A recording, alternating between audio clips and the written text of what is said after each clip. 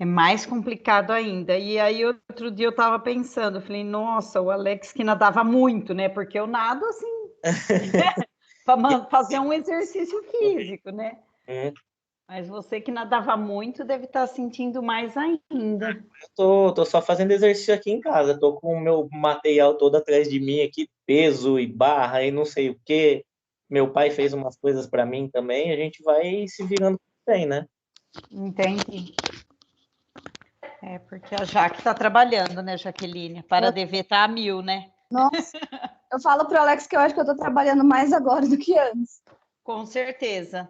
Eu acho que, né, esse atendimento individualizado que a gente acaba dando para as pessoas tem feito com que a gente trabalhe muito mais, né? Sim, com certeza. Na verdade, quando a gente tem reunião para falar sobre os atendimentos, a gente chegou a essa conclusão também, porque os meus também era atendimento coletivo, aí ficou, não tem como você fazer coletivo, né? Agora tá quase atendimento individualizado também, fica difícil, né? É bem complicado. Hum. Ó, gente, já tá dando horário, tá perto dos 100 já participantes na sala, tá? Então eu vou dar o recado, aí nem que outros ingressarem depois, qualquer coisa vai ficar gravada, a formação, a atividade, aí as pessoas que perderam esse comecinho podem acessar depois.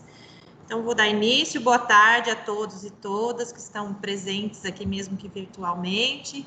Agradecer de modo especial a Alex e a Jaque pela participação, a disponibilidade em pleno dezembro, sexta-feira à tarde, né? Está aqui com a gente. Então, agradeço já de antemão vocês. Em nome da Clélia, nossa secretária de Educação, também pediu para que fizesse os agradecimentos a vocês, a dar as boas-vindas para quem está participando da atividade. Ela está com algumas agendas meio urgentes, então ela vai tentar ingressar mais tarde. Agora, no início, ela falou que ela não consegue e ela me avisa se ela conseguir ingressar em algum momento. Eu aviso vocês para que ela possa dar um alô aqui para o pessoal e para vocês também, tá? Vou dar alguns recadinhos de ordem prática, né, para quem está ingressando agora. A respeito dos microfones. Então, todo mundo que está ingressando, a gente tem as barrinhas de comando aí com a câmera, o microfone, tem a mãozinha, o chat. Eu pediria que deixasse os microfones desligados para não atrapalhar a fala deles, né? Porque a gente sabe que às vezes o barulho de fundo, às vezes alguma coisa a gente não consegue escutar o que eles estão falando. Então, atentar se está com um risquinho em cima do ícone aí do microfone para que não atrapalhe.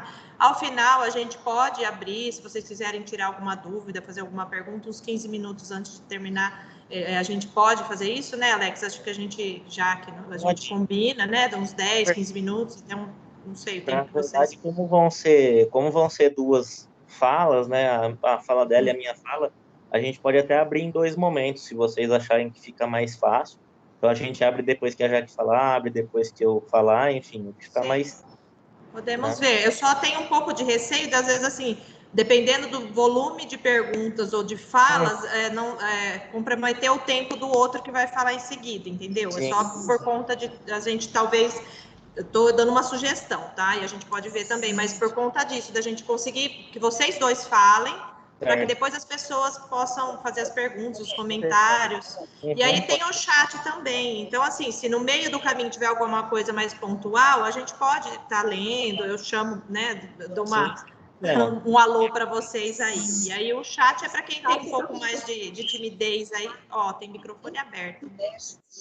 Reinaldo, dá uma mão aí para fechar, por favor.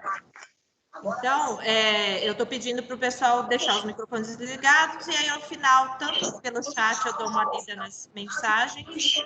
Deixa eu ativar aqui. Aí.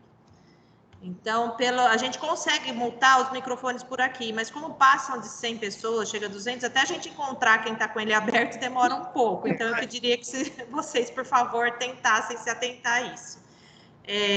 Então, vamos combinar assim, a gente faz ao final, essas perguntas pode ser meia hora, 20 minutos, enfim. E quem não quiser abrir microfone e câmera, às vezes por timidez, pode ser no chat, manda mensagem, eu leio depois para eles também. A questão de problemas com som e vídeo, que geralmente também mandam no chat para a gente enquanto a atividade está ocorrendo. A gente pede primeiramente para olhar no equipamento, se tiver no celular, ver o fone, ver a questão se está regulado para uma altura que vocês possam ouvir bem. Então, às vezes pode ser a regulagem aí de vocês. Caso esteja também travando o vídeo, alguma coisa está cortando a fala, o Adolfo sempre sugere que a gente saia da atividade e ingresse novamente, segundo ele calibra. Eu não sei, o termo que ele usa é esse, calibra, não me perguntem o que é, mas diz que melhora. E ainda assim, se não melhorar, que também ocorre das pessoas falarem, eu já saí, entrei várias vezes, não melhorou, é porque aí a transmissão, né, a questão da internet às vezes de casa, a questão da transmissão que não está muito boa e aí, infelizmente, não tem o que ser feito. Só que tem também a questão de estar sendo gravada a atividade, então se perder, se ficar algum trecho sem conseguir assistir, depois pode acessar o link lá que a gente já mandou para as escolas e assistir esses pedacinhos aí que possivelmente possa perder, tá? E o último recado mais técnico aí é a questão do formulário de presença. Hoje o Adolfo não pôde nos acompanhar, ele está resolvendo umas situações lá da casa dele, o Reinaldo que está no lugar dele. Então, o Reinaldo vai colocar um link no chat aos 15 minutos finais para que vocês preencham rapidamente ali com o nome, matrícula, para testar a frequência. E aí, a partir dele que nós vamos fazer os certificados para vocês na atividade. Tá bom? Então, os recados são esses. Novamente, agradecer a Alex e a Jaqueline. Vou apresentá-los para que todo mundo saiba, né, o que vocês fazem, onde vocês estão. E aí, a gente já começa. Então, o professor Alex Palhares Viana é professor de Educação Física, especializado em atuação enquanto personal trainer.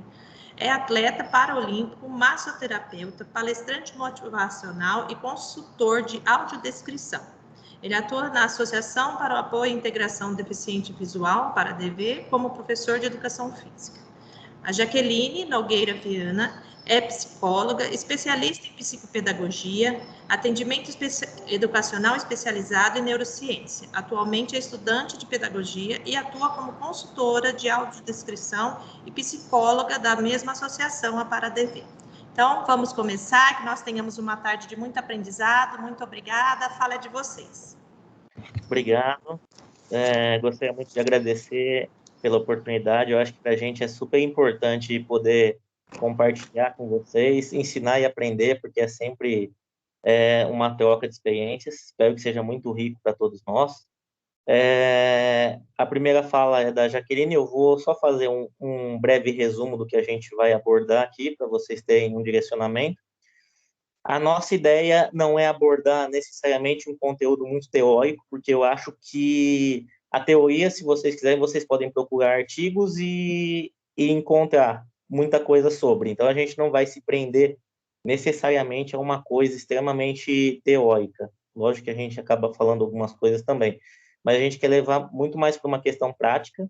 A Jaqueline vai abordar a inclusão de uma forma geral, também falando um pouco sobre a nossa experiência na ONG, no trabalho com os deficientes, essa questão da rede de ensino também, com a experiência de vida dela dentro da escola.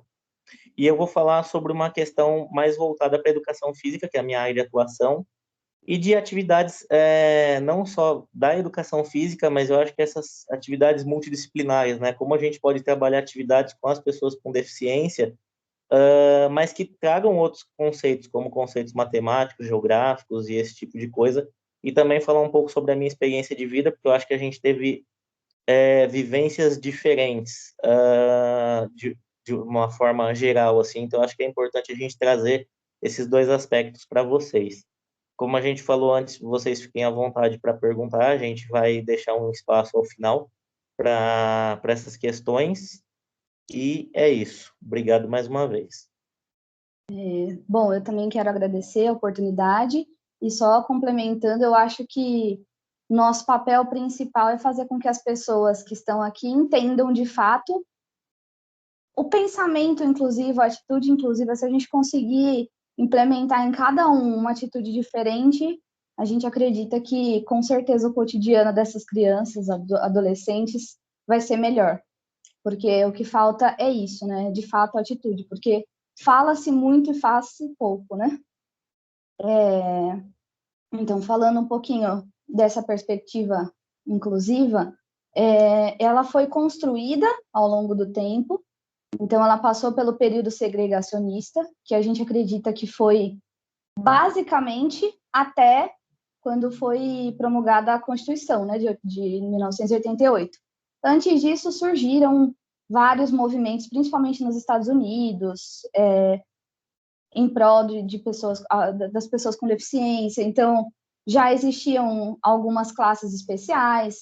No Brasil, Benjamin Constant, o de São Paulo que me fugiu, Padre Chico, o São Rafael em Belo Horizonte, em Santos, o Lar das Moças Cegas. Então, a APAE também já estava, a Pestalozzi, e todas essas instituições acreditavam já que a pessoa com deficiência teria o direito de acesso a atendimentos tanto terapêuticos quanto escolares, né? Mas era sempre feito de uma forma isolada. Então, sempre numa escola especializada só para o deficiente, não havia contato, né? E com a Constituição e com outras leis que vieram depois dela, começou-se a pensar numa integração, colocar esse sujeito dentro da escola.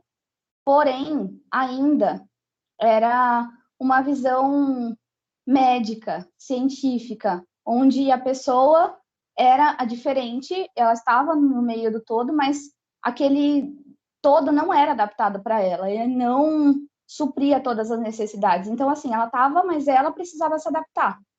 Ela é que tinha que encontrar uma forma de realizar as atividades, não existia tanta adaptação, e foi um período bastante complicado, porque, comparando com o que a gente tem hoje, existia também muito preconceito, não existia essa troca de experiências com outros alunos, e eu vivi um pedacinho desse período quando eu entrei na escola, porque eu estudei na sala especial, então eu tinha o recreio num horário diferente, a merenda em um horário diferente, a sala era aquela sala pequenininha no final do corredor, onde ninguém chegava, porque parecia que tinha um monte de ET. Era aquela coisa, o pessoal via e ficava espantado, assim, né? Isso foi, graças a Deus, só no comecinho, e com o passar do tempo, surgiram outros movimentos depois da Declaração de Salamanca, que foi em 94, e em 2000, realmente na década, no século 21, foi que a gente começou mesmo a pensar que ainda tinha alguma coisa errada, porque as pessoas realmente precisavam de um espaço delas, onde elas conseguissem dispor de todos os recursos com qualidade, né, com igualdade, e aí começou-se a pensar em inclusão. E vieram tantas e tantas políticas que começaram a garantir realmente o acesso e o método adaptado para todas as pessoas com deficiência na sala regular. Aí sim começou-se a falar na sala regular. De 2007 para cá, surgiu a Política Nacional da Educação Especial da Perspectiva da Educação Inclusiva, que é um documento maravilhoso, que depois dele já lançaram várias atualizações, inclusive recentemente teve um que viria substituí-lo, porém, graças ao nosso bom Deus, ele foi temporariamente suspenso, porque mais para frente eu falo um pouquinho dele, mas esse de 2007, ele trouxe realmente uma perspectiva onde ele descrevia todos os recursos, ele definiu o atendimento educacional especializado como uma modalidade que veio para complementar a educação regular, onde a criança ou adolescente fosse atendido em todas as suas necessidades, então desde a adaptação de material, a formação continuada, todo o acesso aos seus direitos, então, atendimento multidisciplinar. A partir de então, foi que também todas as outras crianças, independente de deficiência, com altas habilidades, com nanismo, com os indígenas, todos acabaram tendo mais oportunidade de acesso. E, recentemente, como eu falei, em setembro, eles divulgaram uma atualização, uma nova lei, né, um novo decreto, de política nacional, porém, nesse, a palavra preferencialmente ou obrigatoriamente na sala regular foi substituída por facultativamente, ou seja, toda a nossa luta por acesso, todo o processo de construção da inclusão, porque ainda a gente pode falar em processo, né?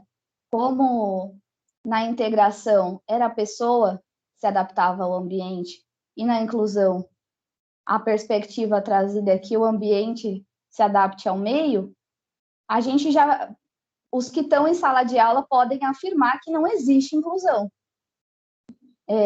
A gente está caminhando, a gente conquistou muita coisa, mas ainda não existe. Mas imaginem só se a matrícula ficar facultativa.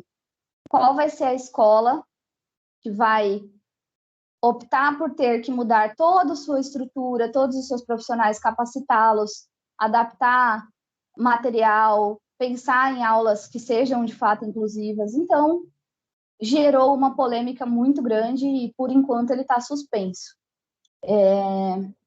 Mas o que eu quero deixar, principalmente para reflexão, é isso. Vocês acreditam, vocês que estão em sala de aula, vocês acreditam que existe inclusão? Vocês conseguem ver um aluno, seja com paralisia cerebral, com autismo, com cegueira ou com baixa visão, um cadeirante, ele tem realmente pleno acesso? Ele consegue chegar na sala de aula sem se preocupar que está tudo adaptado para ele, independente de ser só material? Às vezes ele tem o material, mas às vezes a aula que você está dando não atinge, ele não consegue absorver aquele conteúdo da mesma forma que os outros. Ou então, às vezes, por ele ter profissional, uma professora auxiliar, ele não tem uma socialização plena, ou por 1001 razões. A gente realmente caminhou bastante. Hoje em dia, dá para se dizer que a pessoa com deficiência encontrou um lugar um pouco maior na sociedade, mas infelizmente a gente ainda tem muitas barreiras. A gente ainda vê muitos professores falando que eles têm 30 alunos e uma inclusão. Isso é uma coisa que me deixa extremamente revoltada. O meu TCC da faculdade e o meu TCC das 3 pós foram voltados para a inclusão. Em 3 deles eu entrevistei professores, então eu estou falando com conhecimento, né, dessas etapas aí. E eu tenho gravado 3 ou 4 vezes, na mesma fala, um professor veio me falar, porque de vez em quando eu vou lá e falo com ela. Eu pergunto, como é a inclusão para você? Como que acontece a inclusão na sua sala de aula? E ele vem e me fala, de vez em quando eu vou lá e falo com ela. Às vezes eu vou lá e passo uma atividade para ela. Mas eu acho que é bobo. Então, eu acho isso inadmissível hoje, depois de tanto acesso que a gente pode ter ao conhecimento, depois de tanto que a gente já mudou. E eu acho que o principal é as pessoas entenderem que são simplesmente alunos, são simplesmente pessoas. Eles têm a necessidade especial? Sim, mas o outro aluno também tem. Às vezes ele tem dificuldade de aprendizagem, o outro tem mais facilidade na matemática do que na língua portuguesa, o outro tem uma certa hiperatividade que pode ou não ser diagnosticada, o outro é mais gordinho, o outro é mais magrinho, um usa óculos, o outro não usa. Então, cada aluno é diferente. Muitas vezes, o professor de educação física vai passar uma atividade e vai ser ruim para aquele aluno que usa óculos. Assim como a professora de matemática vai passar uma atividade mais voltada para geometria, que pode não ser muito acessível para um cego, mas ela pode acessibilizar. E pode. A gente vai mostrar mais para frente que existem 1001 formas, e isso, basta só o profissional ter um pouco de sensibilidade e empatia. Eu acho que as 2 palavras são essas. O profissional, ele precisa ter empatia, ele precisa entender que esse aluno é só mais um aluno, e que a sua aula tem que atender a todos os alunos. Obviamente que nós temos exceções, nós temos alunos que têm mais comprometimento e que muitas vezes não vão ter condição de acompanhar o conteúdo que tem que ser dado para a sala inteira, e aí a gente precisa mesmo ter uma adaptação, né, curricular, mas mesmo assim, essa adaptação curricular, o professor pode torná-la mais humana, mais sensível, pode passar ele mesmo, ou pode instruir melhor o professor auxiliar e fazer com que esse processo seja de fato efetivo, de fato o aluno se sinta pertencente àquele ambiente, se sinta acolhido, e não se sinta mais um enfeite, uma pessoa que não é igual aos demais. Porque você entrar numa sala de aula e ver um aluno naquele cantinho isolado, ver que ele não está aprendendo, que ele não está tendo as mesmas oportunidades, é uma coisa que corta o coração de qualquer pessoa que tem um pingo de entendimento sobre o processo inclusivo. Então, o que eu quero deixar bem enfatizado para vocês é isso mesmo, é a importância de olhar para esse aluno como um ser humano, como uma pessoa que tem direitos e que tem suas potencialidades também, assim como os outros. Muitas vezes ele não tem a possibilidade de demonstrar, mas ele tem. Ele consegue, se ele tiver apoio, ele consegue ir muito além do que muitas vezes ele está indo. Eu vou falar um pouquinho da minha história. Eu e o Alex, nós tivemos experiências bem diferentes desse processo de inclusão. Nós podemos até, basicamente, dizer que o como fazer e o como não fazer são bons e maus exemplos. Eu cresci em Itanhaém, no litoral de São Paulo, nasci e cresci lá, estudei sempre em escola pública e eu não tive dificuldade para matrícula, mesmo sendo no período da integração. Assim que solicitada a matrícula, eles aceitaram imediatamente e eu já iniciei as aulas numa escola regular. A princípio não tinha a sala especial, eu fiquei 15 dias em uma escola regular. E foi uma experiência estranha, porque, assim, em uma outra escola tinha a sala especial. Então, assim, eu escutava todo dia, deviam mandar essa menina para lá, porque aqui a gente não sabe lidar com ela. Aqui a gente não sabe o que fazer com ela. Eu escutava isso direto, eu tinha 5 anos, mas eu queria muito estudar. Eu sempre falava para minha mãe, eu quero estudar, e ela foi e matriculou. E o tempo foi passando, daí com 15 dias teve um episódio de uma festa na escola, e aí todos os alunos saíram correndo para brincar, e ninguém me chamou, e eu não conseguia interagir, e acabou que eu comecei a chorar, liguei para minha mãe que eu não queria mais ir para a escola. Daí a diretora da escola sugeriu para minha mãe que me levasse para essa escola onde tinha a sala especial. E chegando lá, já me encantei com a escola, era só para conhecer, acabei ficando. No primeiro dia já fiquei, e o processo foi o seguinte, isso já antigamente chamava pré-3, hoje em dia eu acredito que chama quinta etapa, era antes do primeiro ano. Eu fazia metade do período, eu estudava de manhã, então até às 9h30 eu ficava na sala especial e depois eu ia para a sala regular. Então, eu fui alfabetizada na sala especial e aí depois eu fazia alguma atividade ali mais lúdica, né? Nessa época, pouco se falava sobre alfabetização na pré-escola. Então, eu fazia alguma coisa mais lúdica, de desenho, colagem, e foi assim praticamente o ano inteiro.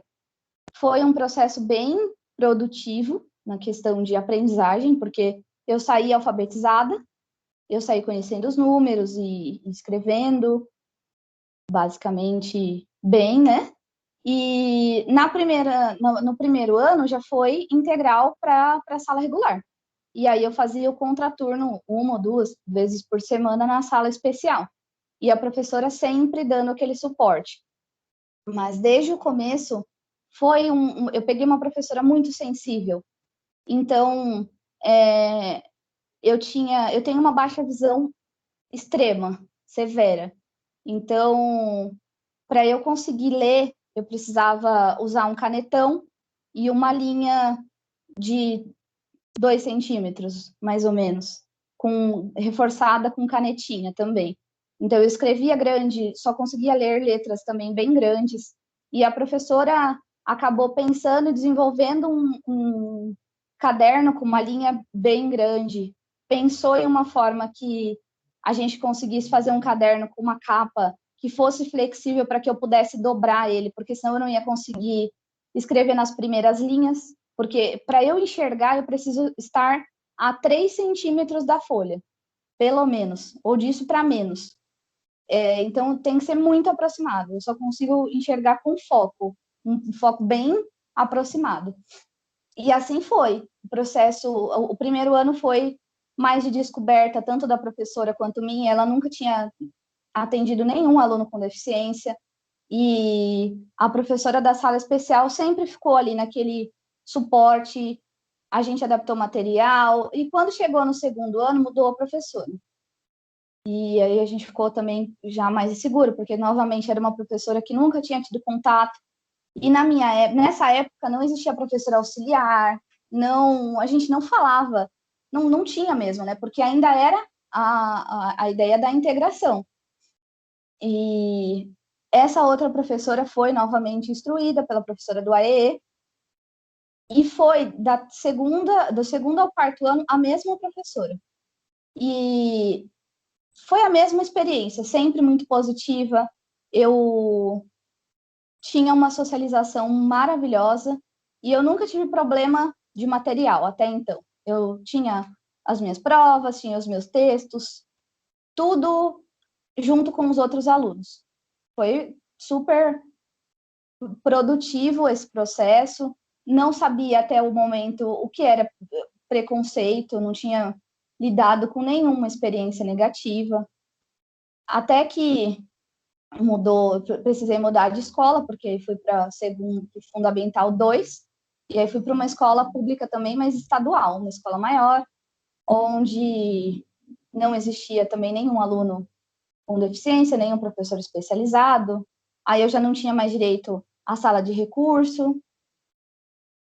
Daí foi que o negócio começou a ficar bem complicado, porque eu não tinha livro, eu não tinha apostila, eu não tinha prova ampliada, eu não tinha ninguém para meditar o conteúdo.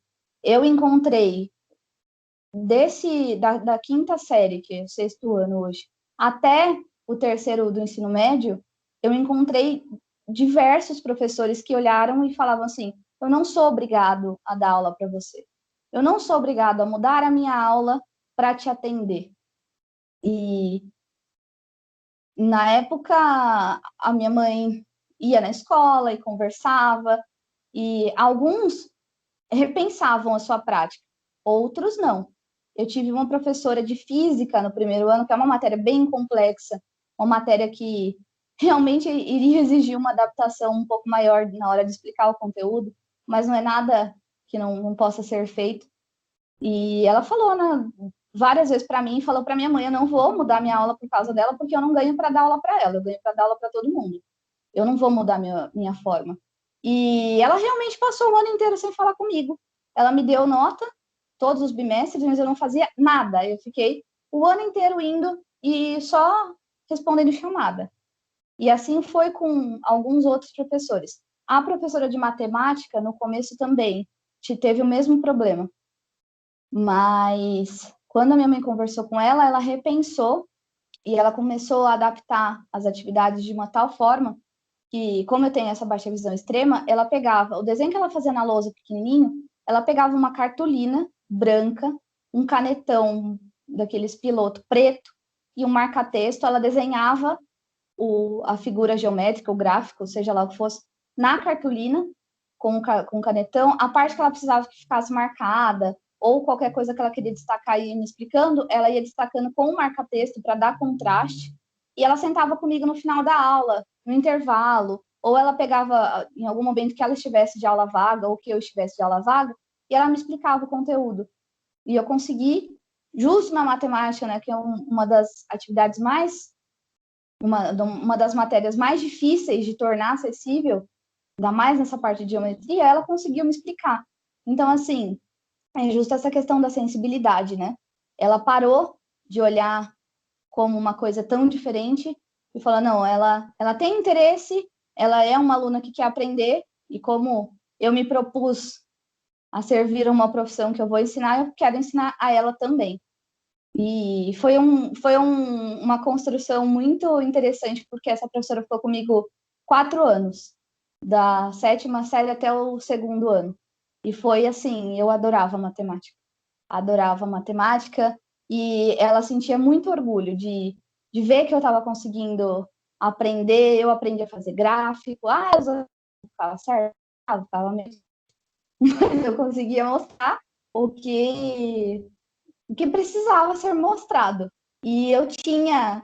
Ela começou a entender que se ela levasse a prova adaptada, no começo, eu esqueci tua prova, esqueci tua prova. E ela começou a ver que se eu mostrasse, eu ia conseguir acompanhar, e acabou que eu comecei a ter um desempenho muito bom em matemática. Foi a melhor matéria, assim. Enfim, o processo na escola foi esse. E até que chegou a hora de entrar na faculdade. E aí eu falei assim, agora na faculdade vai ser tudo mais fácil, porque daí já estavam falando muito mais em inclusão. Eu falei, agora eu vou chegar na faculdade, eu vou ter todos os materiais, eu não vou ter problema com isso. Daí fiz o vestibular, passei, marquei uma reunião com o coordenador do curso para perguntar qual seria o procedimento, né? Se eu deveria fazer alguma coisa diferente para ter um material. Não, tudo tranquilo, você vai ter todos os materiais, fica tranquilo. A única coisa que você precisa cuidar é com os testes.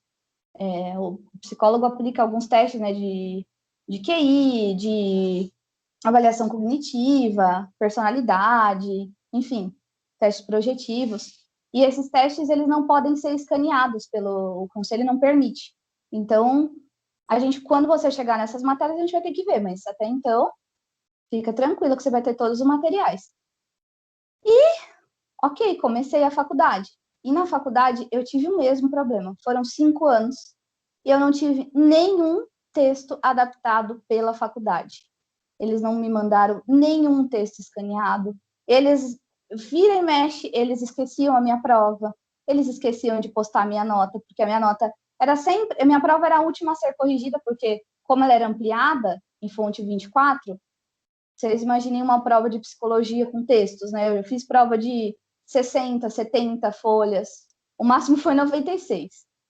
Mas enfim, 96 páginas, então eles sempre deixavam a minha prova por último, a minha prova era corrigida por último, e foi assim, um tormento. E a matéria que eu iria ter mais problema era a matéria do teste, que eu peguei uma professora super humana, e a gente conseguiu dar um jeito. Eu fiz a matéria, as provas em dupla, e o meu companheiro descreveu todos os testes para mim, descreveu todas as folhas, então eu entendi como funcionava a teoria e a aplicação do teste, e eu consegui bem em todas as provas, não tive nenhum problema. Mas com relação ao acesso, foi assim, péssimo.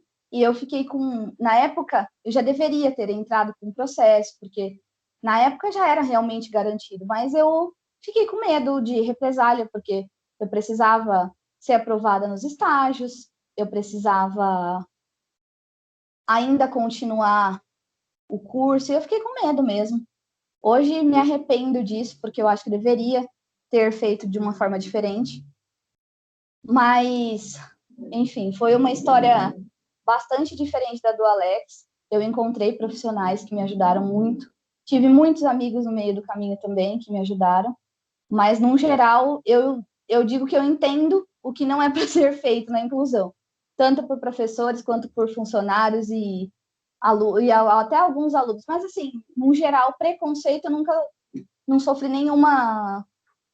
algo que seja tão sério. E, enfim, é isso. Agora eu acho que o Alex pode falar um pouquinho de como foi o processo dele para vocês entenderem a diferença do o que fazer e o que não fazer.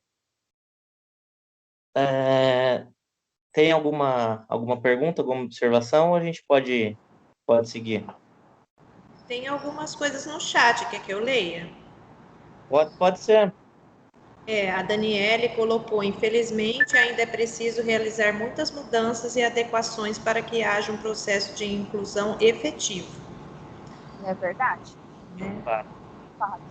A Lívia falou, é essencial a parceria entre AE e ensino regular. Uhum. Aí a Rosana colocou, boa tarde, eu sou a Rosana de Bela, estou adorando por ter baixa visão baixa, ela pôs. Sou grata à minha família, em especial a Elaine Arruda e a Patrícia Bertocchi e a todos da Secretaria de Educação. Eu trabalho normal todos os dias na construção da minha vida, da minha profissão. Gratidão à vida. Muito bem. Legal. O restante a gente combina no final, né? Se o pessoal quiser falar com a câmera. Sim, tá? perfeito. Vou falar então, Alex.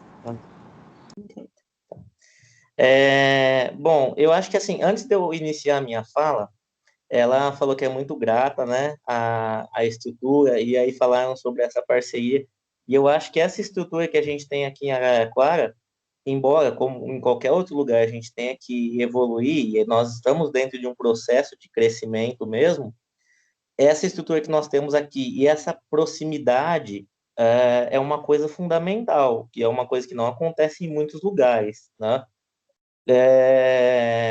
Você ter essa proximidade dos alunos, dos professores, das instituições, enfim, isso é uma coisa fundamental e que acaba reduzindo um pouco essa desigualdade. Eu acho que a gente está no caminho certo e a gente tem que continuar trabalhando para manter isso, sem dúvida nenhuma.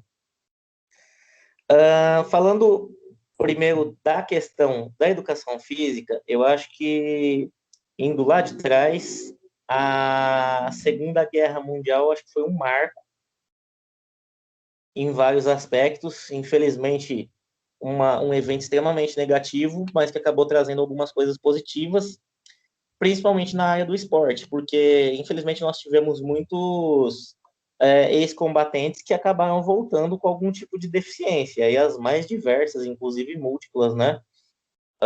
E surgiu o questionamento do que fazer com essas pessoas, de que forma acolhê-los, não só de uma forma social, mas em todos os aspectos. Então, esse movimento se iniciou na Inglaterra. A gente teve o Dr. Gutmann, né, que é um neurocirurgião extremamente conhecido na área, e ele, em 1960, começou com os primeiros jogos de Stoke Mandeville, que foram realizados depois da Olimpíada. A gente teve a Olimpíada e depois ele fez os jogos. Em 1964, esses jogos viraram Jogos Paralímpicos. Eu acho que foi um grande marco. E hoje nós temos os Jogos Paralímpicos e os Jogos Pan-Americanos, principalmente seguindo as mesmas sedes, a mesma estrutura. Acontece primeiro os Jogos Olímpicos, depois os Paralímpicos, né? E eu acho que isso é de extrema importância. Eu tive a possibilidade de participar de um campeonato pan-americano, e isso é a inclusão de verdade, isso é a igualdade. Você usa as mesmas instalações, as mesmas piscinas, as mesmas pistas, as mesmas quadras, os mesmos alojamentos. Então, por que fazer numa outra cidade? Por que fazer em uma outra data se são atletas da mesma forma? Então, eu acho que esse processo ele se iniciou de uma forma, vamos dizer assim, de uma forma tampão, né? Mas hoje é uma coisa bem real e é uma coisa que inclui muitos atletas. Coloca realmente em pé de igualdade. Tanto que o Brasil tem uma trajetória fantástica dentro dos Jogos Paralímpicos, muito melhor, inclusive, do que a dos Jogos Olímpicos, por reconhecer o talento desses atletas, né? Tem algumas modalidades que surgiram especificamente para pessoas com deficiência. Então, eu vou falar um pouquinho sobre algumas delas, para vocês terem uma ideia, que eu acho que é até interessante para apresentar para os próprios alunos. Eu acho que são atividades de educação física? Até são, mas por que não fazer uma atividade em conjunto, né? Por exemplo, a gente está falando dessas modalidades, isso é história. Então, por que não falar sobre a história dessas modalidades? Por que não trabalhar matemática com essas modalidades também? Por que não escrever um texto falando sobre isso? Nós trabalhamos a gramática. Então, eu acho que basta a gente ter essa iniciativa. Algumas dessas modalidades que surgiram são o basquete em cadeira de rodas, que na verdade nada mais é do que o basquete convencional, a quadra de basquete de uma forma normal, com a cesta na mesma altura, e os atletas nas cadeiras. Tem algumas regras específicas, como a forma de conduzir a cadeira e esse tipo de coisa, mas, no geral, ocorre como um jogo de basquete normal mesmo, né? E é uma coisa bem bacana, porque a cesta é extremamente alta, eles estão sentados, eles conseguem realizar o arremesso. Talvez seja uma atividade difícil para se desenvolver numa escola, por causa dessa questão da cadeira, mas se você tiver um aluno cadeirante, você pode tentar fazer alguma coisa nesse sentido. Então, isso é extremamente válido. Outras modalidades que são desenvolvidas também. Goalball. Goalball é uma modalidade específica para pessoas com deficiência visual. E como acontece? É uma quadra de vôlei de 9 por 18 metros. São 2 gols, um em cada lado. E só valem bolas rasteiras e quem defende ataca. Então, ficam 3 jogadores em cada lado, eles arremessam, e para defender, normalmente eles se deitam no chão para tampar a maior parte do gol possível e evitar o gol do adversário. Também é uma atividade interessante. A gente pode, se não tiver a bola de guiso, a gente pode colocar uma sacola na bola, por exemplo. Usamos muito isso, inclusive, para poder brincar, e se torna bem funcional quando eu era mais novo, enfim. Temos futebol de 5, que é o futsal para cegos. Temos futebol de 7, que é o futebol de campo para paralisados cerebrais. Enfim, temos muitas atividades que podem ser desenvolvidas. Tem bocha, tiro com arco, atletismo. Atletismo tem algumas provas que são bem legais, como os saltos, por exemplo, porque é tudo controlado com a palma. Então, o atleta cego, ele vem correndo e o técnico vai batendo e ele vai acelerando a palma conforme o atleta vai chegando mais próximo do momento de saltar. Então, isso é uma relação de confiança, né, entre o atleta e o técnico. E é uma relação de confiança que pode ser levada para a sala de aula, essa confiança do aluno com o professor. Então, eu acho que todas essas atividades podem trazer conceitos extremamente interessantes para serem trabalhados. Eu falei de conceitos matemáticos, e como é que a gente pode trabalhar esse tipo de conceito matemático? Por exemplo, uma das atividades que eu fiz na faculdade são 2 fileiras de alunos, um de frente para o outro, na quadra, e aí o professor passa uma operação matemática. Uma fileira é número par e a outra fileira é número ímpar. Então, ele passa 4 vezes 5, 20. Quem for número par, que é o resultado da operação, corre, e quem é número ímpar, corre atrás para tentar pegar, né? Então, você trabalha esse conceito matemático, trabalha atividade física também, e você também vai trabalhar essa socialização, porque o atleta que tem algum tipo de deficiência, ele pode fazer junto com outro aluno. Quando eu fiz essa atividade na faculdade, eu fiz com outro aluno.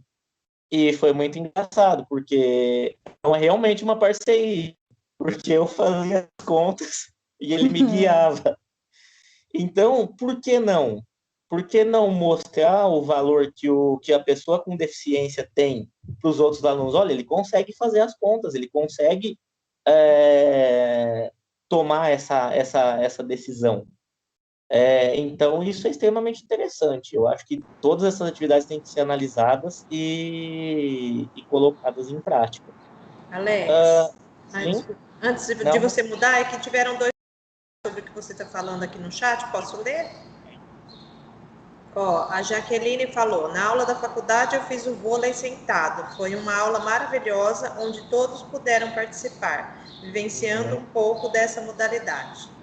Aí o Legal.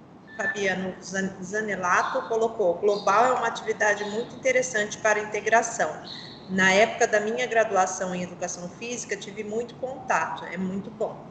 Legal, muito bom mesmo. Você vê que realmente isso acontece. Eu não falei do vôlei sentado também, é verdade que são tantas modalidades, gente, eu acabo até deixando passar. Mas é justamente isso, é justamente dessa forma que as coisas acontecem. Você vê que você consegue promover o goalball, ele falou da socialização, e é um fato, porque um tem que ajudar o outro. Se um não guiar o outro, ali não auxiliar o outro, a bola vai entrar. Então, esses são conceitos que têm que ser trabalhados. A gente fez algumas vivências na minha época de escola, de vendar os alunos, e eu guiava. Então, eu levava eles para o banheiro, por exemplo. E aí eles tiveram um pouco de noção da minha realidade. Eu acho que isso é importante, é isso que falta. A Jaqueline falou de empatia, e é isso que a gente está precisando hoje, né? De se colocar no lugar, de ter mesmo essa consciência. Pessoal, microfone. Estou tentando achar aqui. Vamos fechar o microfone que está atrapalhando. Então é isso, essa empatia é fundamental, fundamental. Falando um pouco sobre a minha experiência, eu acho que, como a Jaqueline abordou a experiência dela, eu vou falar um pouco sobre a minha, e realmente foi uma experiência que deu certo, em muitos aspectos, em outros não, né? Não tem como a gente ser perfeito, não tem como a gente acertar sempre, e eu entendo muito o lado de vocês. Vocês estão com uma sala com 30 alunos, 40 alunos, 35 alunos, e não é só aquela aula ali. Tem gente que dá 10, 15, 20 aulas por semana. Não sei se é pouco, até, depois vocês me dizem. Eu acho que talvez até mais, né? E é difícil você tentar adaptar as atividades, mas você falar logo de cara, eu não vou fazer, eu não sou obrigado a fazer isso, não é muito pior? Porque às vezes a gente acha que tem que fazer uma coisa tão absurda, que tem que ser uma adaptação tão gigantesca, e eu vou falar sobre algumas adaptações que a gente fez durante a minha época de ensino, e vocês vão ver que não é nenhum bicho de sete cabeças, tá? Quando eu me mudei para Araraquara, diferente da Jaqueline, eu tive problema com matrícula. As escolas não me aceitaram. Nenhuma delas me aceitou. Inclusive, eles alegaram que não dava para me aceitar porque tinha muito escada na escola. E eu não entendi essa justificativa até hoje, mas enfim, eles alegaram, né? Então cabe a mim aceitar. Então eu estudei a minha vida toda no Objetivo, que sim, foi uma escola particular, é um outro método de ensino, é uma estrutura totalmente diferente, né? Mas eles me acolheram desde o começo, eles fizeram uma rifa para comprar uma máquina Braille para mim, então não foi simplesmente, porque eu estou pagando, até porque eu tinha bolsa também, então não dá nem para alegar esse tipo de justificativa. Fui super bem acolhido pelos professores, eles também, naquela época, que não era uma coisa comum, eles colocaram uma monitora na sala para me auxiliar. E, na verdade, nesse caso aí, eu tive minha mãe também, que foi um ponto muito importante, porque ela fez a adaptação de todos os meus materiais, mas porque eles enviavam os materiais para serem adaptados. Se a escola não tivesse disponibilizado os materiais, não teria tido como adaptar nada. Eu teria ficado sem material. Então, ela fez esses materiais. Muitas vezes ela escrevia em braille. A gente começou com reglete punção no início. Depois a gente conseguiu essa máquina, que eu falei que eles fizeram a rifa para comprar, né? E principalmente, nossa, eu vou falar pré aqui, né? Eu não sei nem como é que chama mais hoje, gente. Vocês me desculpem. Mas quando eu estava no pré, até primeira série, tinha muita coisa de desenho. Então esses desenhos eram todos feitos em alto relevo, porque eu tenho, diferente da Jaqueline, tem cegueira total. Então não servia o material ampliado. Então eu fiz muita coisa com material ampliado. Ampliado não, relevo. Desculpa, em alto relevo. Em alto relevo. Então aconteceu dessa forma, no início. Eu disse que eu tinha essa monitora, que ela ficava comigo, e nos intervalos eu ficava com os meus amigos. Até o quinto, sexto ano eu ficava no intervalo com os meus amigos e a gente aprontava bastante. Eu tinha uma vivência totalmente normal. Não tinha, a não ser as adaptações de materiais, mas os professores sempre conversando comigo, sempre perguntando o que eles poderiam fazer, de que forma eles poderiam adaptar os materiais para que ficasse o mais fácil, o mais simples possível. Depois que eu passei pela 6ª série, a gente trocou de prédio, viemos para esse prédio aqui do centro, e aí eu comecei a ter um pouco mais de problema, principalmente com a questão de socialização, porque adolescente, você já viu, né? Eles sentem vergonha de tudo, enfim. E aí, nesse caso específico, a monitora não me ajudou, por uma junção de fatores, não por culpa dela, mas porque eu ficava muito mais tempo com ela e eu não socializava. E os alunos também não socializavam comigo. Então, foi uma sucessão de erros, meu, deles, enfim. Então, isso é uma coisa que, às vezes, o professor também tem que ficar atento, por mais como a gente falou lá atrás, mas essa questão da socialização ela é extremamente importante, até para a aceitação da pessoa como um todo. Eu, felizmente, não tive nenhum problema de aceitação com a minha deficiência ou com qualquer tipo de aspecto, mas nós temos problema lá na ONG, nós temos casos de alunos que trazem esse tipo de reclamação, de questionamento, de estarem sempre sozinhos. E aí eu sei que é difícil, você não pode simplesmente chegar para os outros alunos e dizer para eles, olha, vocês têm que ficar com ele, vocês têm que fazer companhia para ele. Não, é verdade. Mas a gente pode tentar desenvolver atividades que façam com que eles trabalhem juntos, com que eles se aproximem, para gerar essa relação, né? Eu acho que no ensino público a gente tem pouco menos de problema com isso, por incrível que pareça. Eu acho que o ensino particular ele segrega um pouco mais, então a gente acaba tendo esse tipo de problema. Mas no restante das questões, e das questões relacionadas com o ensino e com o conteúdo, as atividades continuaram a ser adaptadas, e aí a gente entrou naquela parte mesmo de matemática, comecei a ter física, biologia, química, enfim. E aí o que acontece? Quando a gente trabalhou geometria, lembra que eu falei lá atrás dos recursos, da facilidade? Como a gente trabalhava geometria? Com canetas. Então, as 2 canetas aqui, eu não sei nem se está dando para ver. Mas, por exemplo, meus dedos são as 2 canetas e a gente media esse ângulo aqui. Então, ela montava para mim, colocava uma terceira caneta para fechar o triângulo, enfim. Trabalhamos com um dos recursos mais simples que tem para se trabalhar esse tipo de coisa. Quando nós trabalhamos eixo X e Y, nós usamos um CD. Nós pegamos o CD, dividimos ele em 4 com fita crepe mesmo. E aí montamos os eixos X e Y para poder fazer para poder fazer o conteúdo, né? Conjunto, como que a gente trabalhou conjunto? Com Lego. Então trabalhamos conjunto desse jeito. Espelhos, a gente também fez esse tipo de coisa. E aí, o que acontecia? Meus professores, como que eles procediam nesse tipo de coisa?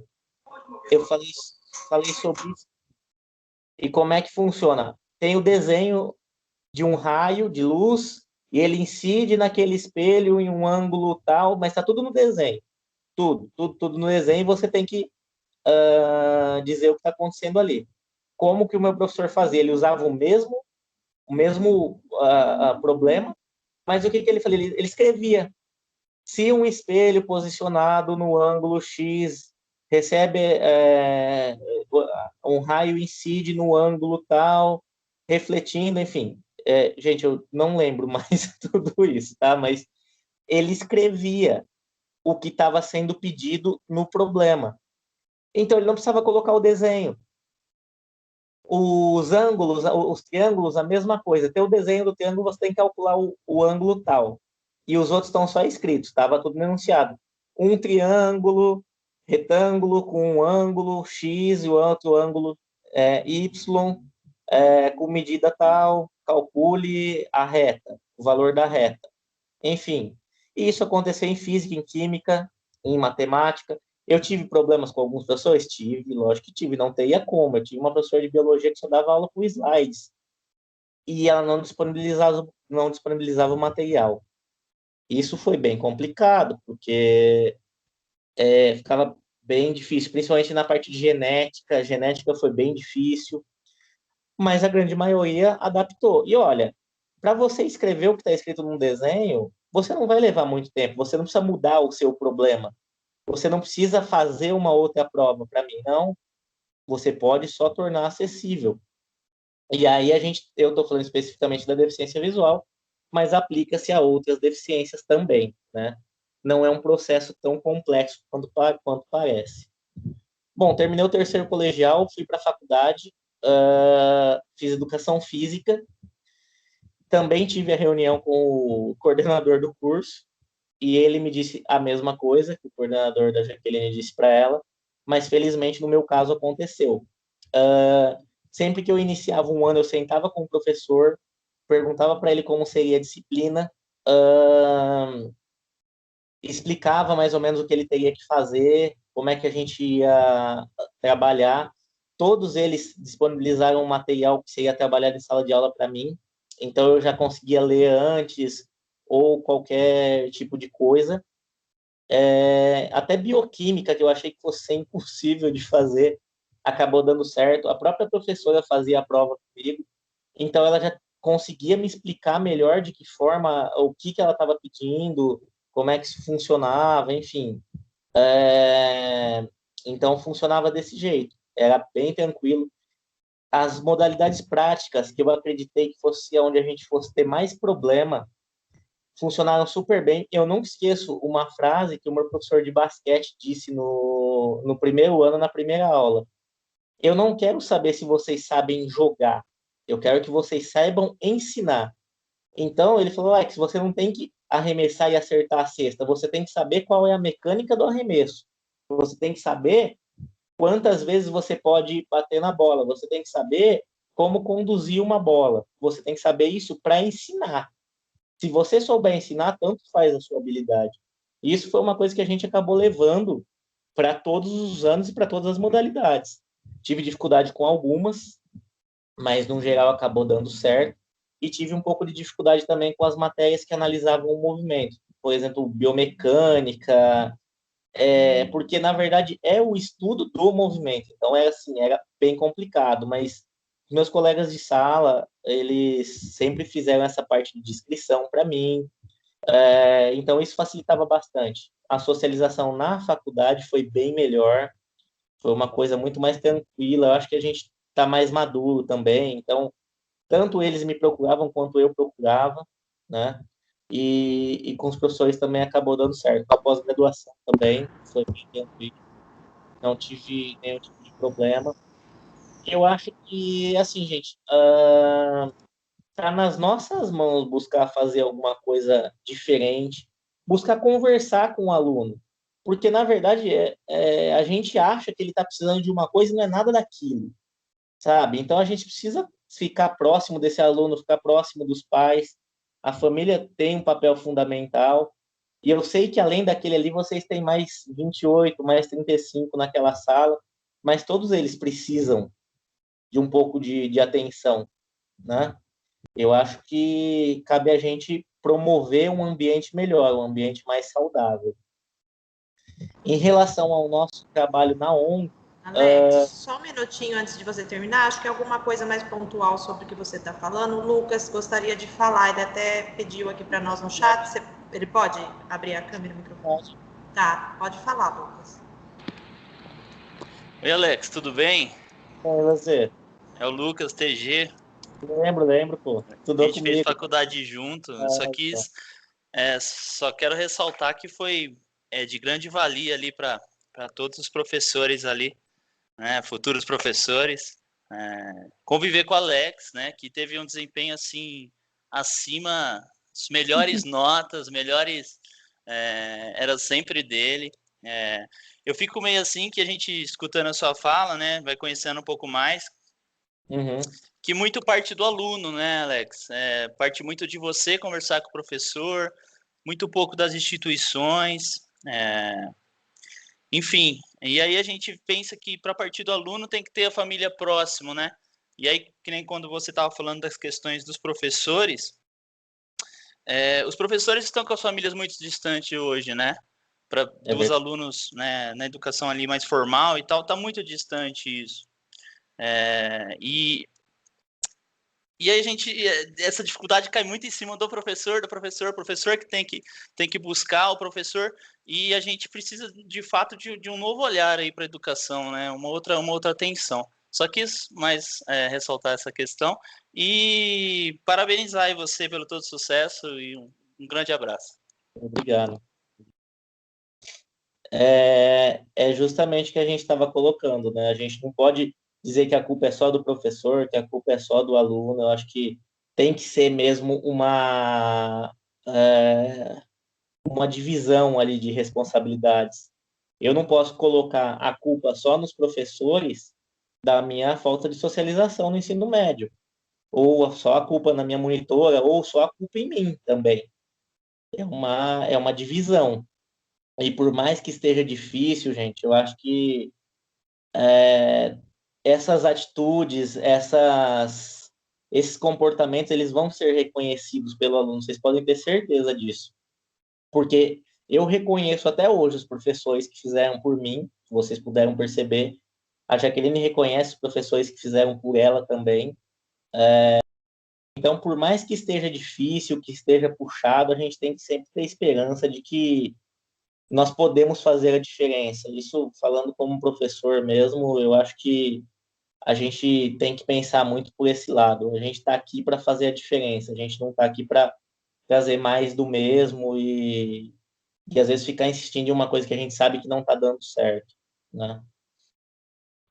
Eu ia falar só um pouquinho sobre o nosso trabalho lá na ParaDV também. A gente atende os alunos agora, a gente está trabalhando à distância, né? Mas eu trabalho com a atividade física para os alunos, tanto adolescentes, quanto adultos, quanto idosos. A Jaqueline faz o atendimento psicológico e a gente também trabalha com a parte de acessibilidade digital. Então, celular, computador, eu não sei se vocês já tiveram acesso a esse tipo de equipamento, mas a gente trabalha com um sistema de leitor de tela, tanto no celular quanto no computador, e ele faz a leitura de tudo aquilo que está aparecendo. Hoje está muito, muito evoluído isso, a gente consegue trabalhar, fazer leitura de fotos, de imagens, né? Então a gente tem uma série de aplicativos aí que possibilitam isso, mais até no celular do que no computador. O computador ainda está um pouquinho mais atrás, mas também está evoluindo. O computador que foi muito importante para mim na faculdade, para poder trabalhar os conteúdos. Você também usou bastante celular, né?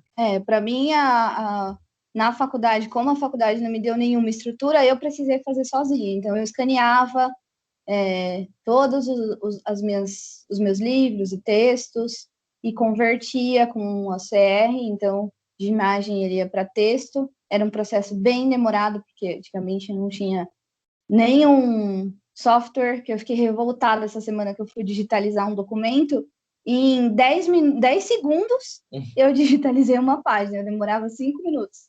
Eu falei, se eu tivesse um negócio desse na faculdade, como ia ser, né? Ou então na época da escola, que eu teria todos os meus materiais. A gente realmente fica pensando. Eu fiz até o terceiro colegial no Braille. Então, foi tudo sempre ali no Braille. E era sempre aquele problema, porque você sente que é uma coisa meio inútil, porque eu escrevia, aí eu tinha que digitar para a monitora, para ela escrever na prova, e para depois passar para a professora. Então, quer dizer, aquela escrita que eu tinha ali, ninguém ia ler, né? Eu sentia que eu estava perdendo tempo ali. Obviamente não, porque tinha que ficar registrado e tal. É importante eu ter aquilo para mostrar o que eu realmente tinha escrito, né? Mas é bem complicado. A tecnologia, nesse ponto, também ajuda bastante. E só para concluir, em relação aos meus alunos lá, da ONG, eu tenho alunos dos mais diferentes perfis. Então, eu tenho aluno com surdo-cegueira, que aí eu trabalho de uma forma, eu trabalho mostrando muitas vezes os exercícios que eu quero que ela faça no corpo dela ou no meu corpo, porque não adianta eu falar com ela. Eu trabalho escrevendo, então eu mando mensagens para ela ou no WhatsApp, ou no Facebook, ou por e-mail, explicando o que são aqueles exercícios, para que a gente está fazendo aquilo ali, o que trabalha. Então eu trabalho dessa forma. eu tenho alunos com baixa visão, que aí fica mais fácil, eu só demonstro o exercício e eles repetem. Tenho aluno só com cegueira, que aí tem que ser uma coisa bem tátil, mas aí eu já posso conversar. Então, assim, eu estou colocando porque a gente também trabalha a gente só trabalha com deficiente visual, mas dentro da deficiência visual a gente trabalha com pessoas tão diferentes, com públicos tão diferentes, e a gente às vezes tem que adaptar mesmo, para que essas pessoas tenham a melhor compreensão, o melhor entendimento possível, né? Eu acho que se vocês estão aqui hoje, estão tendo essa palestra com a gente, já tiveram coisas ao longo da semana, vocês também estão querendo fazer alguma coisa diferente, porque vocês estão querendo atender os seus alunos da melhor forma possível, e eu espero que a gente possa ajudar de alguma forma, trazer algum tipo de esclarecimento. E é isso, gente, vamos trabalhar mesmo, vamos buscar atender da melhor forma possível, buscar a inclusão de verdade, né? Fazer com que esse aluno se sinta parte de tudo isso e não só um enfeite, não só um número ali, e muitas vezes esse número é um zero à esquerda, né? Não vamos deixar que isso aconteça, por mais puxado e por mais difícil que seja. Depois desse ano terrível que a gente teve, eu acho que veio para ensinar muita coisa, a importância da gente estar próximo, da gente ajudar o próximo, porque a gente nunca sabe o que vai acontecer no dia de amanhã e pode ser que amanhã quem precisa de ajuda sejamos nós, né? Muito obrigado mais uma vez. Vamos abrir para as perguntas aí que a gente puder responder. E fora da palestra também, me coloco à disposição. Quem quiser entrar em contato também, fica à vontade. Pode pegar os contatos aí e estamos disponíveis. Oi, muito obrigada, Alex, Jaqueline. Eu tenho algumas mensagens já para ler no chat. Eu queria dizer que quem quiser falar no microfone já vai acionando esse íconezinho da mão, que ela já coloca em ordem de quem acionar para fazer as perguntas. E quem não quiser ou não se sentir muito à vontade, pode pôr no chat. Eu vou ler as que eu tenho aqui, tá? E aí eu vou tentando dar conta do chat também enquanto isso. Bom, então algumas são perguntas e outras são só alguns apontamentos diante do que vocês foram falando, tá bom? Certo. A Daniele colocou assim: acho que devemos aprender a olhar todos como iguais em suas capacidades, independente das necessidades especiais de cada um. Todos são capazes de realizar e aprender, desde que as limitações individuais sejam respeitadas. É isso mesmo. A Cássia colocou: Alex, sou professora do AE e também profissional de educação física. Acredito que o esporte, o exercício físico, a cultura corporal, do movimento são práticas que promovem não só a inclusão escolar, mas também a inclusão social. Verdade. Aí a Solange tem uma dúvida, né? Boa tarde. Momento incrível com Alex e Jaqueline. Tenho uma curiosidade, Alex, como você se orienta na piscina, por exemplo, nas competições de natação?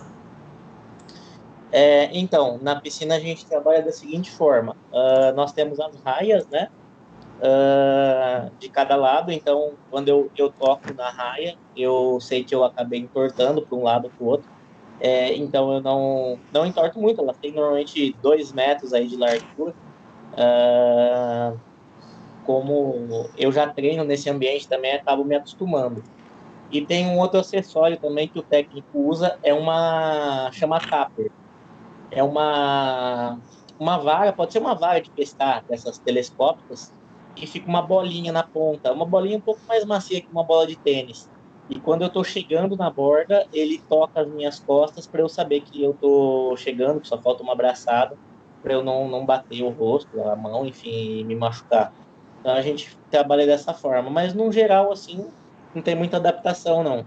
Inclusive, eu até falo para as pessoas que eu gosto muito de nadar, porque eu me sinto totalmente livre na água, independente, né?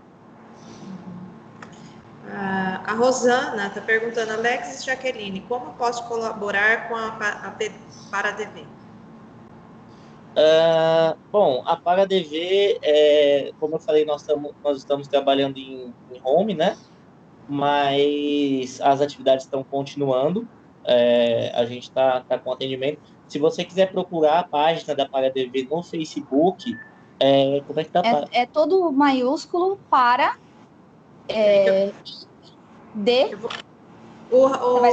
Faz o seguinte, eu acho que o Reinaldo pode entrar no site, que está ajudando a gente aqui, pegar o link e pôr no chat para eles, porque aí todo mundo acessa, né? Tá? Pode deixar que a gente põe. Põe, por favor, Reinaldo, para ele. E aí, se você quiser mandar uma mensagem, lá dá para saber sobre o nosso trabalho também. A gente sempre posta as coisas que a gente está fazendo, as atividades que a gente está desenvolvendo.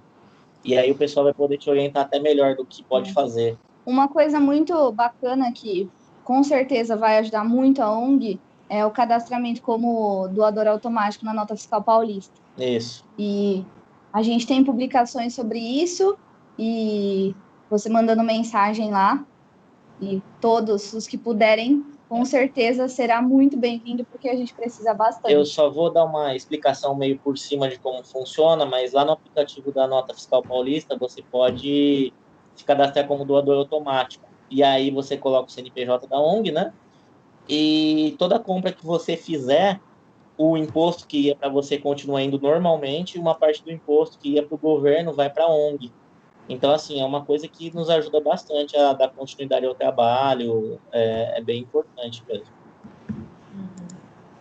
Ó, a Patrícia Morales, excelente explanação. Acho enriquecedor o relato de quem vivencia o processo de inclusão. Normalmente, a educação especial é estudada e praticada por pessoas que não tiveram essa vivência de vocês. A contribuição de vocês é enorme. Passando essa experiência para nós, com certeza fará muitos professores repensarem em suas posturas. Obrigado, a gente fica feliz. Que assim seja. É verdade, é uma coisa que observa bastante mesmo. Quantas vezes você vê os estudiosos aí publicando artigos e mais artigos falando sobre inclusão, o que acontece. Como eu falei, a política nacional é um documento maravilhoso. Se metade daquilo ali tivesse na prática, mas a prática é outra coisa. A Andrea colocou: Jaqueline e Alex, muito obrigada pela palestra. As contribuições são riquíssimas para refletirmos e revermos também as nossas posturas. Parabéns. Obrigada. Aí, peraí que o chat está dando... Ó, tem alguém, enquanto isso, que levantou a mão. Aí, enquanto ela fala, eu vou dar uma organizada, porque está surgindo um monte de coisa no chat aqui. A Ana Carolina, acho que é, né? Pode falar, Ana. Abre o microfone. Boa tarde. Isso. Boa tarde. Meu filho é especial, ele é inclusão também. Ele está no 5º ano do Fundamental 1. E realmente é isso que vocês disseram. A parceria entre a escola e a família é o essencial, porque teve um ano que ele pegou uma professora que não era parceira, e assim, a gente teve muita dificuldade, ele não evoluiu nada. Ela até tentava adaptar, mas ela não sabia como lidar com ele, e ela não me deixava chegar na escola, sabe, a ponto de expor o meu ponto de vista e de falar qual seria a melhor forma de trabalhar com ele. E depois, quando ele foi para o 4º ano, ele pegou uma professora que se dispôs a tudo, e ela estava estudando neuropedagogia, e ela fez o TCC dela baseado na síndrome dele.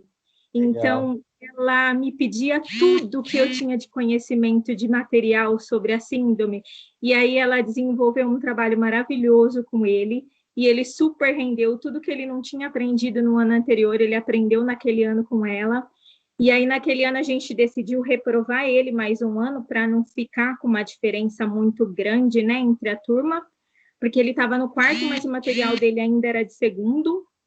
Sim. E ele continuou mais um ano com ela, e foi onde ele evoluiu super. Esse ano ele está no 5º, o material dele está todo igual ao da turma, só uma temática que é diferente. E agora online também as professoras ficam meia horinha a mais só com ele para atender todas as dúvidas dele. Então, assim, realmente é isso. A parceria entre a família e a escola não tem igual. E a disponibilidade do professor, né? Porque se o professor não se dispõe, não adianta. É verdade. Nossa, e muito legal. Obrigada por todo o conhecimento de vocês, por toda a troca.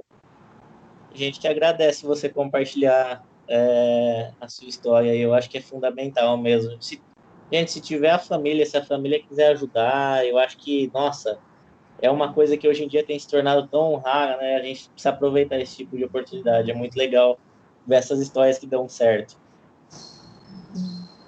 Ó, no chat aqui, aí, espera um minutinho só que a Clélia está me chamando, vou ver se ela vai conseguir entrar, secretária. Um minutinho, tá, gente? É que eu fico aqui no chat, no zap, não... Tô tentando dar conta tudo. Você quer que eu vou ler o que está no chat? Você pode me ajudar, Cássia? Dá uma lidinha. Eu parei na Heloísa, falando, emociona a fala deles, colaborou bastante. Eu ia ler a dela para frente. Heloísa. Isso. Emociona a fala deles. Colaborou bastante com o meu trabalho, pois deu pistas significativas de como fazer no meu dia a dia para melhorar nossa prática e atingir as crianças. Legal. A Thaís Brunetti, aprendi muito com vocês, Alex e Jaqueline. Parabéns. Obrigado. A Gisele Chagas também dá os parabéns pela palestra. Obrigado. O Lucas Gaudiosi. Alex, pretende ser atleta até que idade? Quais suas próximas aspirações? Olha, acho que no máximo, se continuar assim, uns 2 meses, viu? Não sei, não sei. Próxima modalidade é levantamento de garfo. Modalidade pandemia, né? Olha, não sei, é difícil a gente saber. Eu preciso ver como é que as coisas vão voltar esse ano, como é que vai ser o apoio também, porque para a gente continuar mantendo uma modalidade, a gente precisa ter um suporte. Então, tá bem definido, assim.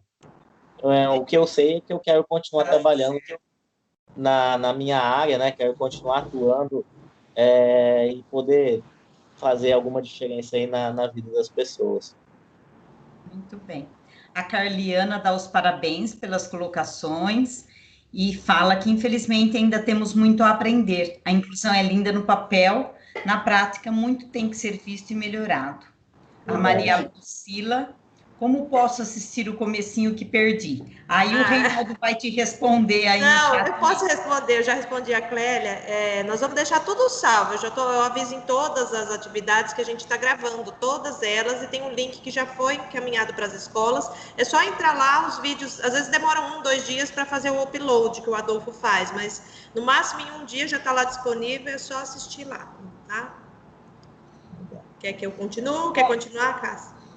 Vou até a lista de presença e depois você pega daí para baixo. Assim, A Ata de Almeida dá os parabéns, diz que foi muito boa a palestra e agradece. A Marilza Aparecida Rodrigues também parabéns pela ótima palestra. Obrigado. E aí, daí em diante, você quer ler? Agora é a Sara Cristina Ferreira. Obrigada pela oportunidade. Esse é um tema sempre interessante, pois, por mais que aprendemos em cursos e palestras, sempre haverá dúvidas de como tornar a nossa prática mais interessante e viável para as crianças. Muito bom poder ter esse aprendizado com vocês. E tem palminhas. Obrigado. A Maria do Socorro, obrigada por vocês compartilharem experiências tão enriquecedoras. Ana Cláudia, obrigada pelos conhecimentos, foi muito rica a palestra. Márcia Hipólito, obrigada, não, é Márcia Hipólito, parabéns pela palestra, excelente. A Nara, parabéns pela palestra. Ixi, está chegando um monte, eu não estou nem conseguindo ler. Enfim, então agradecendo por compartilhar a experiência, que a palestra foi muito boa. É porque aí, conforme eu leio, vão aparecendo outros que vão tampando a que eu estou lendo. Então, deixa eu ver, eu não sei se alguém quer abrir a câmera.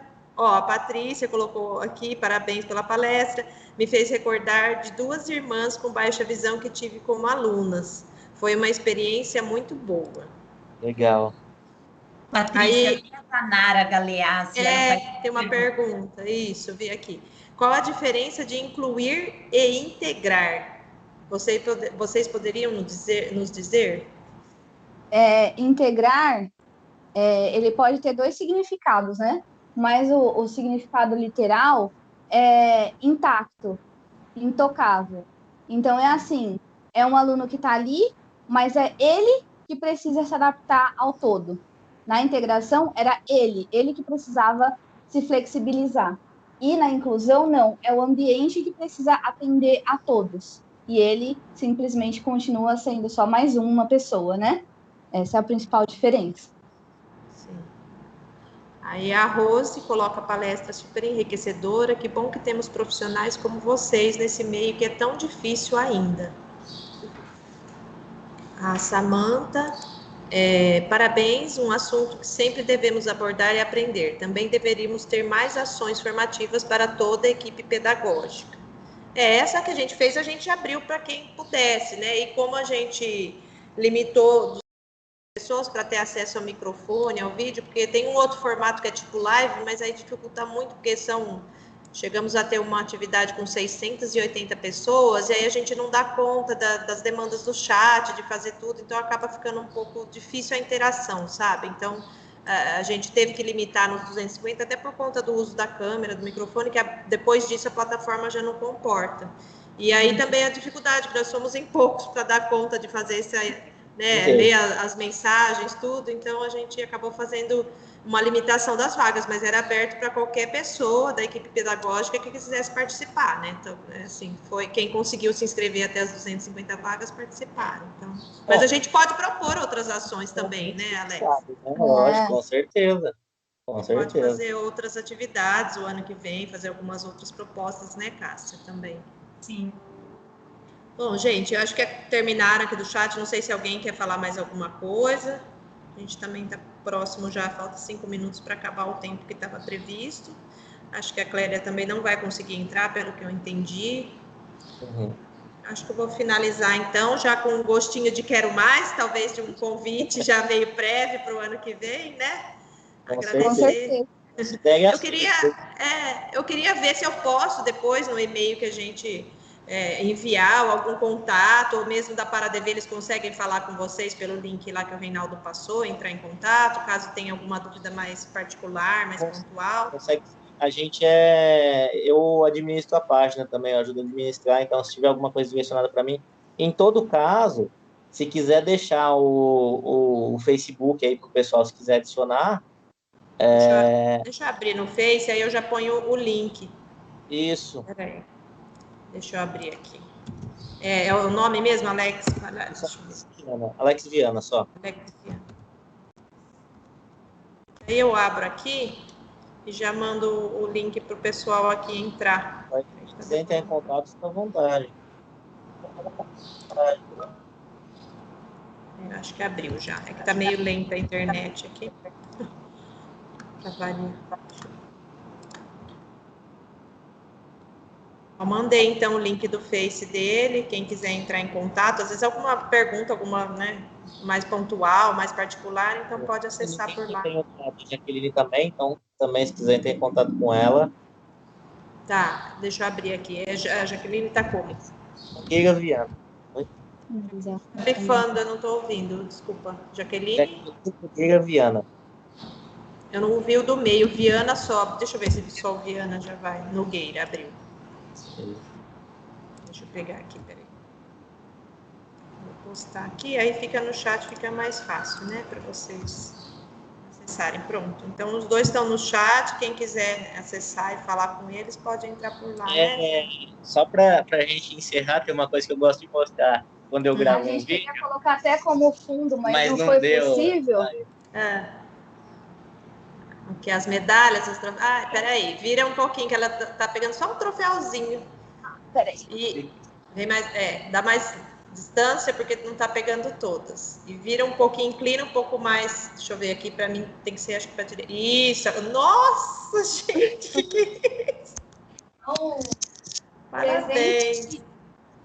Quantas? 340. Ergue um pouquinho mais, que tá só a pontinha delas aí. Muito bem, viu? Parabéns, que lindo. Muito bem. Bom, então, acho que vamos finalizar. Agradeço de coração mesmo a disponibilidade de vocês. Já peço a Cássia que a gente possa já meio que pensar alguma coisa, né, para o ano que vem. Acho que essas formações online facilitam, né, para todo mundo, para vocês, para nós. Foi muito bom mesmo, viu?